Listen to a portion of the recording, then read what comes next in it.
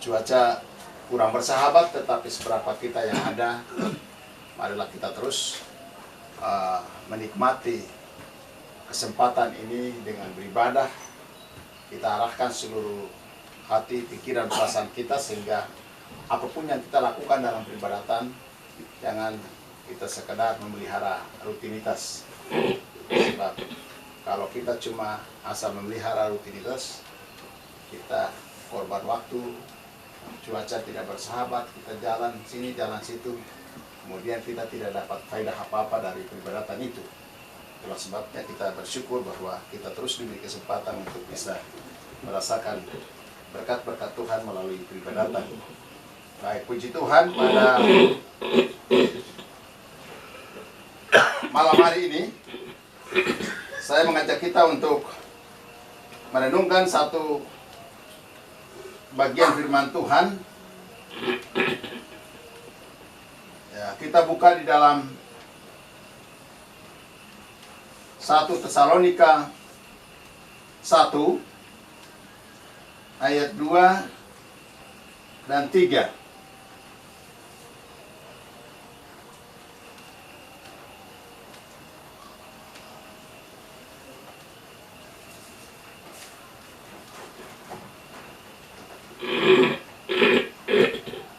Ya. 1 Tesalonika pasal 1 ayat 2 dan ayat yang ketiga.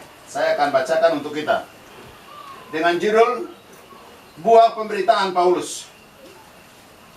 Kami selalu mengucap syukur kepada Allah karena kamu semua dan menyebut kamu dalam doa kami.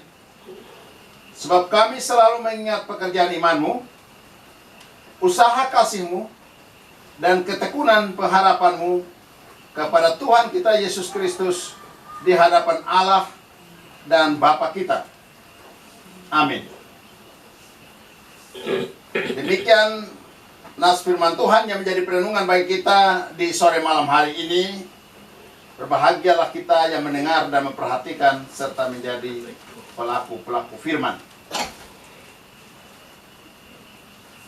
Dari dua ayat ini, khususnya ayat yang ketiga, kita memperhatikan di situ sebetulnya ada tiga pokok atau tiga hal yang merupakan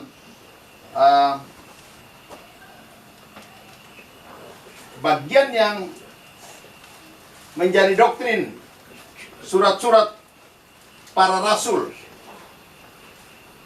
Ya, termasuk Rasul Paulus yang menuliskan surat 1 dan 2 Tesalonika ini. Dikatakan bahwa sebab kami selalu mengingat pekerjaan imanmu, usaha kasihmu, ketekunan pengharapanmu. Jadi ada tiga hal, yaitu iman, kasih, dan pengharapan. Kalau kita baca di dalam surat Paulus juga kepada jemaat di Korintus, khususnya pasal 13, dikatakan bahwa demikian tinggal ketiga hal ini, yaitu iman, pengharapan, dan kasih. Ya. Tiga hal ini begitu penting sehingga melekat dalam penekanan pengajaran tiga rasul utama yang menuliskan banyak surat di dalam perjanjian baru itu. Rasul Paulus, surat-suratnya itu lebih banyak dia menekankan tentang iman. Ya, kemudian Rasul Petrus, kalau kita baca dalam 1-2 Petrus, dia banyak menuliskan tentang pengharapan. Lalu Rasul Yohanes 1, 2, dan 3 Yohanes itu dia menekankan tentang kasih. Sehingga kadang-kadang orang memperdebatkan Rasul Paulus seolah-olah mengabaikan yang lain, dan dia hanya menekankan iman, bahwa orang diselamatkan hanya karena iman. Lalu Rasul Yohanes bilang tanpa iman, tanpa perbuatan pada hakikatnya mati. Jadi ini sebetulnya bukan berarti yang satu lebih utama daripada yang lain, tidak. Tetapi alamat penerima suratnya itu yang berbeda.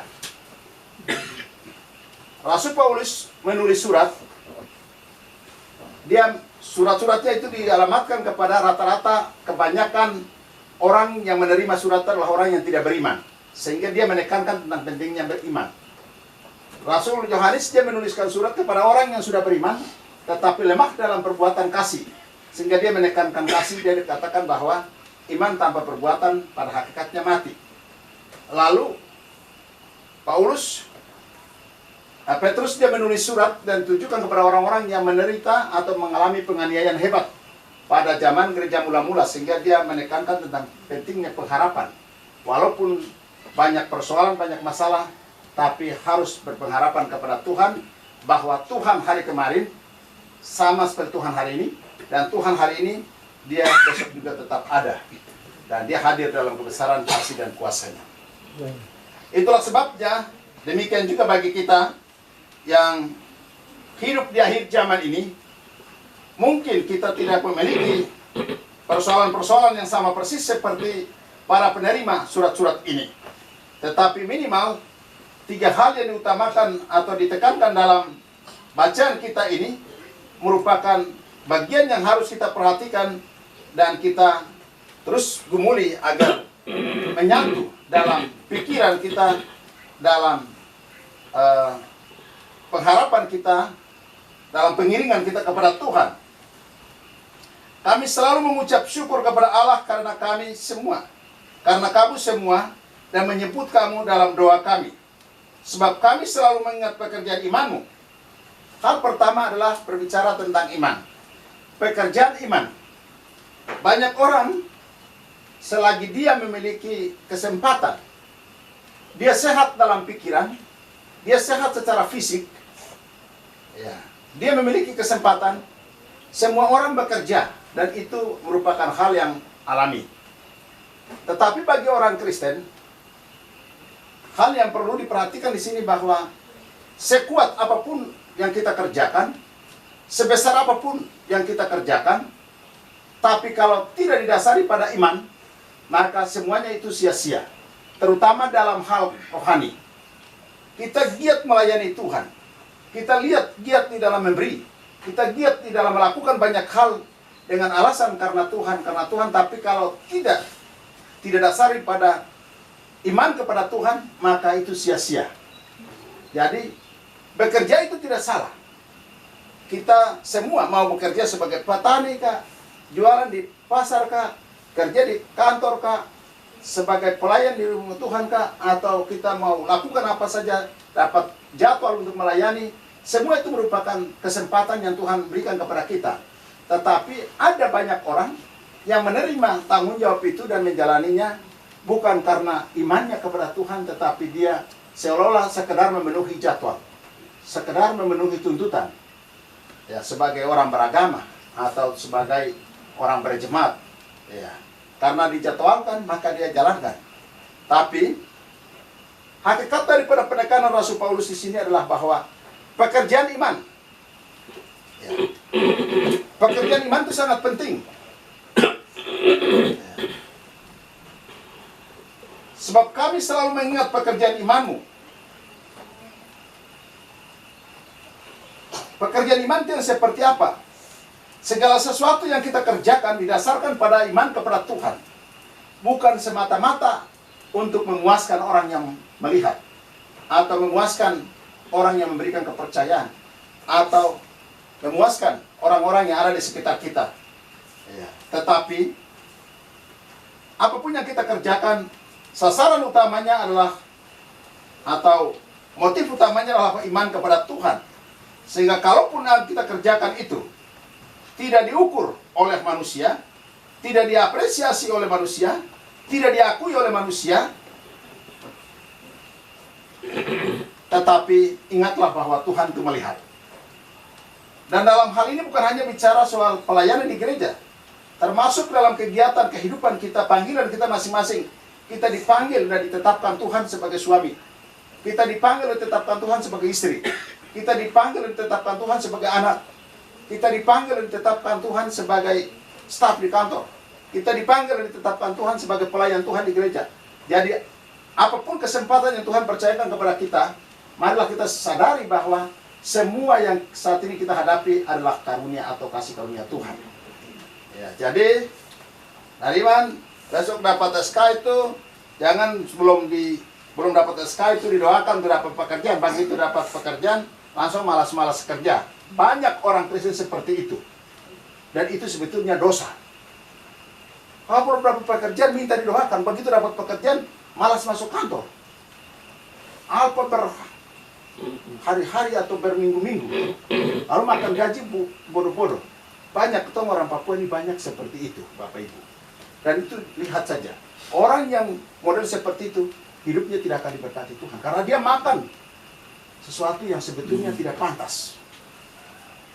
Sudah begitu tuntut lagi, bakal lagi dengan pimpinan lagi, dan lain-lain. Ya.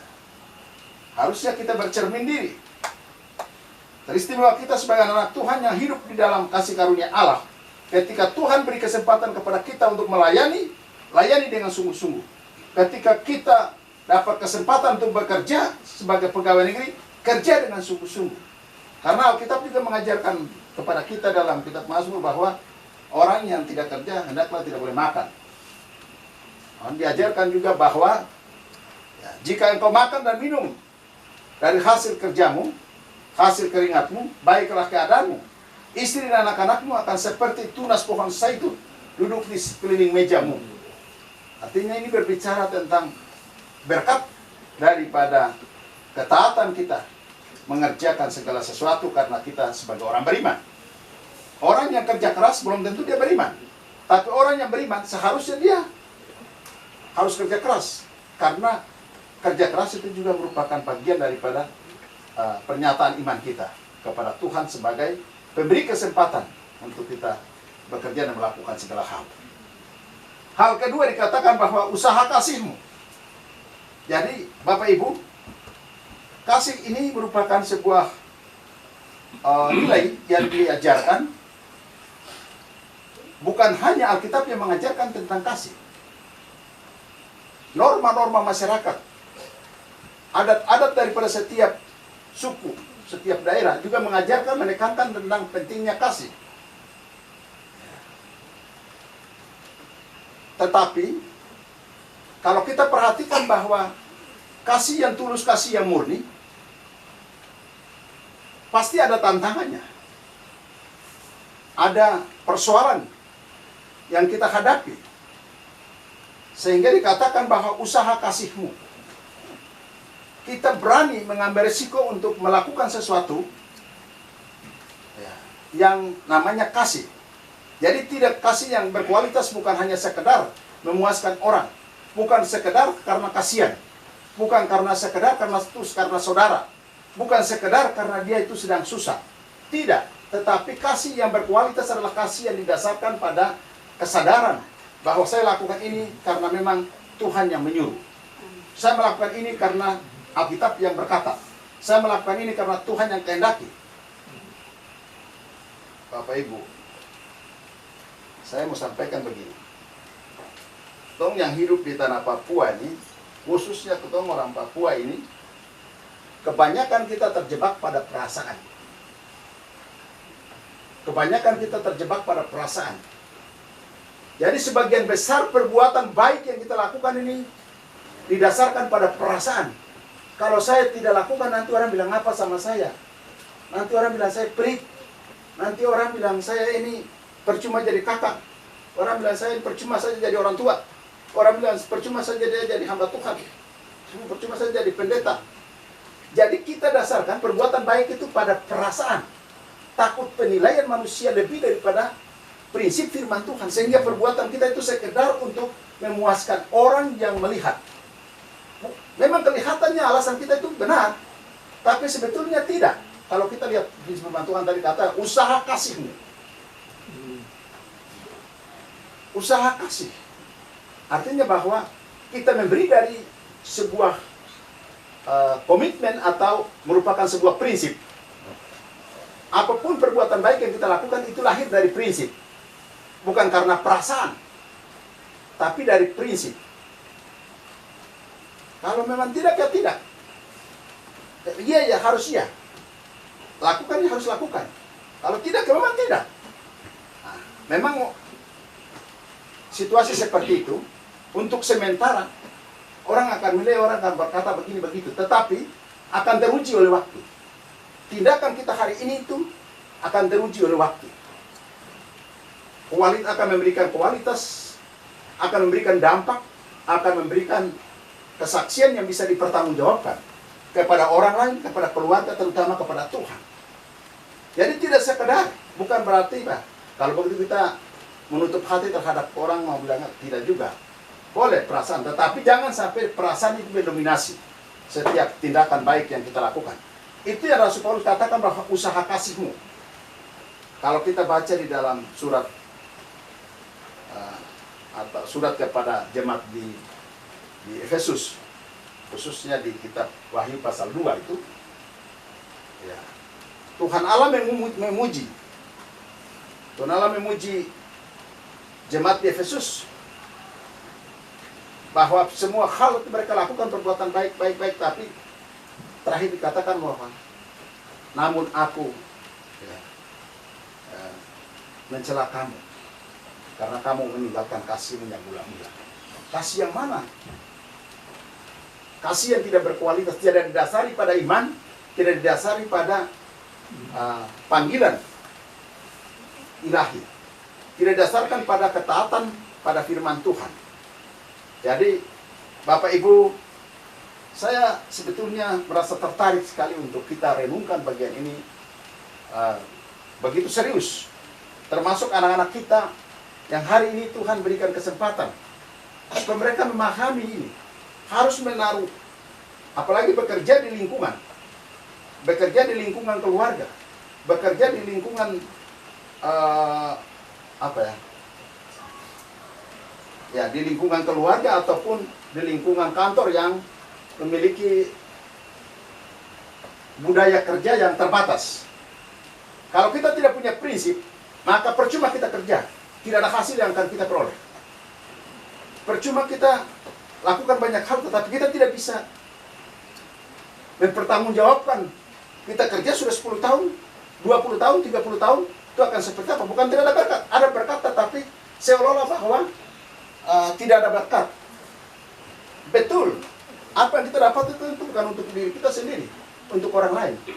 Tapi Tuhan juga mau supaya berkatnya itu memberi dampak. Dampak sebelum orang lain, mulai dari dalam diri kita sendiri. Jadi itu yang dirumuskan oleh Rasul Paulus, usaha kasih. Kalau kita baca lagi di dalam 1 Korintus tadi pasal 13 itu, coba kita baca dulu.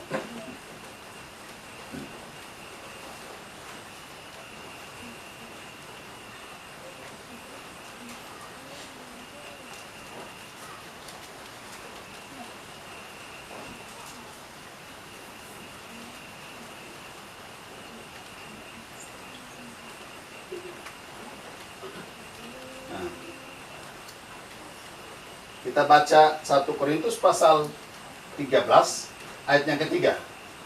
Ayat 3 dikatakan begini. Dan sekalipun aku membagi-bagikan segala sesuatu yang ada padaku, bahkan menyerahkan tubuhku untuk dibakar, tapi jika aku tidak mempunyai kasih, sedikit pun tidak mempunyai faedahnya bagiku. Bayangkan. Yunan no pomo pipiya sampai serahkan na perfoka, na hakmatoka, nauka atau nabitan. Nih, ragu juga, tapi kalau tidak didasari pada kesadaran atau tidak didasari pada prinsip firman Tuhan, maka semua itu sia-sia. Ibu nona ya berapa rasa ni? Ketika rasa zaman ini boleh aku sehingga katakan, rasa ni nyuruh istilahnya tidak atau neta karena apa? Kelihatan seperti apa kita teman. Sesaat seolah-olah mempersalahkan orang. Kenapa sampai bisa begitu? Tapi sebetulnya itu tergantung kembali kepada motif kita tadi. Kita tidak berdasarkan prinsip, tetapi berdasarkan perasaan. Sekedar untuk memuaskan telinga orang yang mendengar.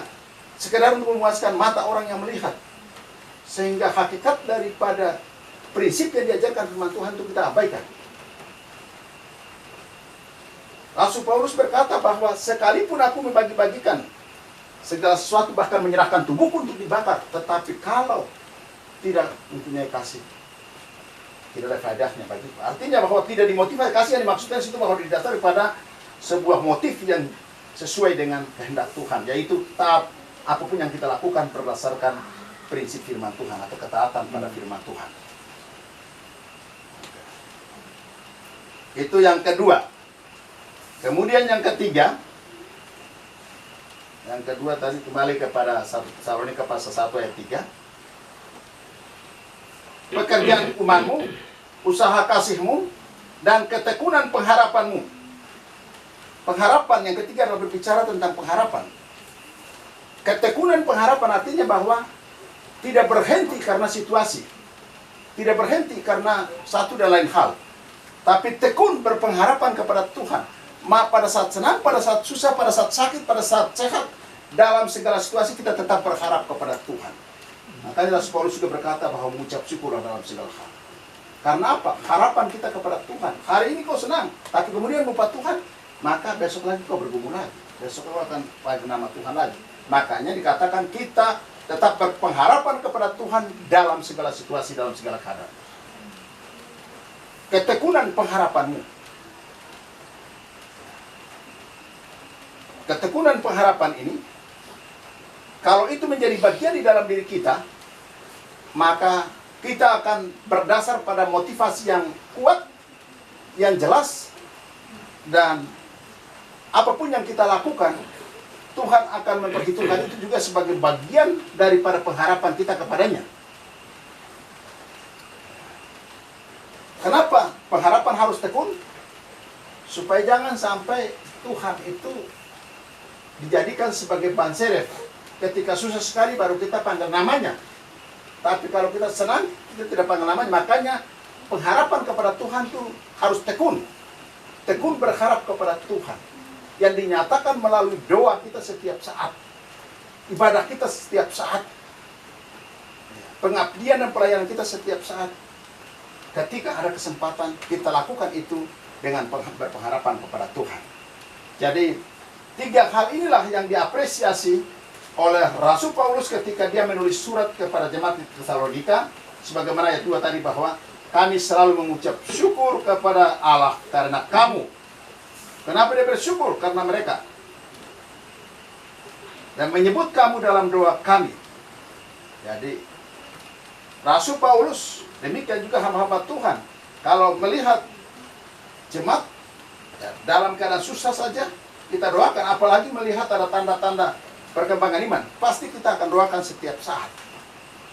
Ya, kita akan doakan setiap saat. Memang bisa saja dikatakan bahwa tidak semua hal baik yang kita alami itu karena doa hamba Tuhan, bisa karena iman kita pribadi, doa kita pribadi. Tetapi dalam kerangka kita sebagai persekutuan, tentunya otoritas yang Tuhan berikan kepada hamba Tuhan, kepada evangelis, kepada majelis, kepada para pemimpin-pemimpin ketika mereka berdiri di depan kita dan mereka menyatakan sesuatu atas nama jemaat, mewakili kita di dalam menyembah Allah, memimpin puji-pujian, menyampaikan himbauan, ataupun menaikkan doa, itu semua merupakan bagian daripada nilai persekutuan yang tidak bisa dipisahkan. Bapak Ibu jemaat Tuhan yang diberkati, jadi itu 3 hal yang saya sampaikan kepada kita di sore hari ini. Kiranya iman, kasih dan pengharapan kita tetap teguh dalam kasih kemurahan Tuhan. Tuhan berkati. Kita akan menaikkan satu pujian, kemudian kita akan berdoa mengakhiri ibadah kita di sore malam hari ini.